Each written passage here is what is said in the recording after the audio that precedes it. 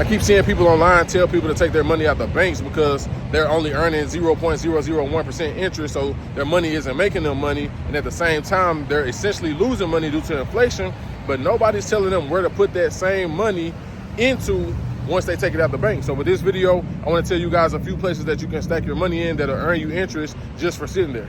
The first place you can put your money is in a high yield savings account. A high yield savings account versus a regular savings account, you get anywhere from 3 to 5% interest versus, like I told you in the beginning, in a regular bank, you may only get 0.00%. So if you take $100 and leave it in there for a year, in a regular savings account, you may get 10 cents.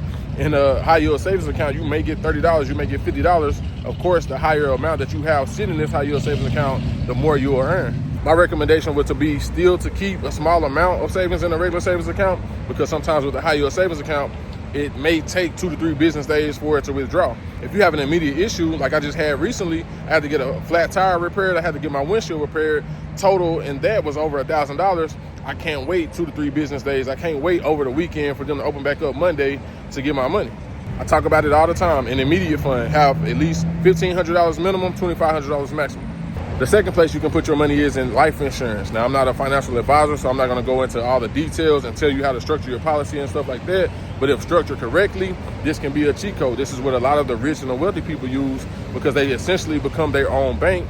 Their money earns interest when they can borrow from themselves tax-free, use their money to buy investments, other things that'll make them more money while that same money is still growing. And it can be used as a death benefit. Now, I learned that through reading books. If you want to know more about money and get better with money, you have to become educated. 3 books I would recommend y'all to read in regards to life insurance is What Would the Rockefellers Do? Life, Wealth, and Insurance. I think that's what it's called. I'll put the screenshots of them on here, and then the book, Become Your Own Banker.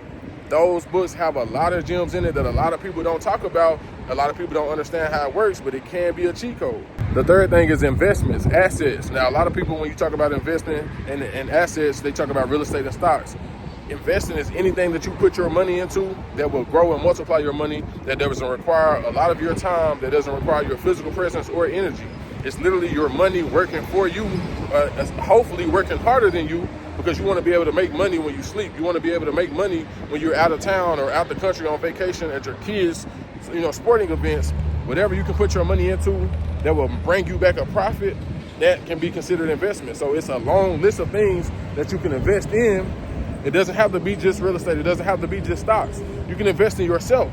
Spend some money on some things that'll gain you more knowledge. Spend some money on some things that you can buy, that you can resell, or provide a service or product for that'll bring you more money than you had to put in. And the last thing is cash. Now, I know cash isn't going to earn you any interest. It's not going to multiply or grow for you, but I am coming to the point where I believe you should have a solid balance. I am afraid a little bit of the world, because I think there was a stat that came out not too long ago that I want to say 86%, it might have been 90%, but a huge percentage of all the world's currency, or it might have just been the United States currency, is digital. I'm just thinking of something could happen and they pull a plug on something and then everybody's digital currency is gone. So you still want to have that physical cash put up in a safety deposit box in a safe or something that you can still fall back and rely on. Like I said, we want to diversify. The first few things I mentioned, you could all put into something that'll earn you money, but there's nothing wrong with having a nice sizable amount of cash as well, just in case stuff hit the fan. You can't get to the bank, you can't do this, you can't do that. It's good to have a decent amount. Now, whatever that decent amount is, you ask 100 people, you'll get 100 different answers. But I do believe, like I said, it's good to have a balance of cash and digital currency. And I'm learning from the older generation, they don't like that digital footprint. They don't like that every time you scan a credit card or debit card, anybody that can audit you, or if you have to go to court or anything for any reason, they can tell you exactly where you was, at what time you were there, how much you spent. And a lot of people don't like to live like that. They like to be low key. They like to pay for everything in cash. So I'm cool with that. A few years ago, I would have said saving cash is stupid because it's not earning you any money. But I've had a new mindset or new perspective on it.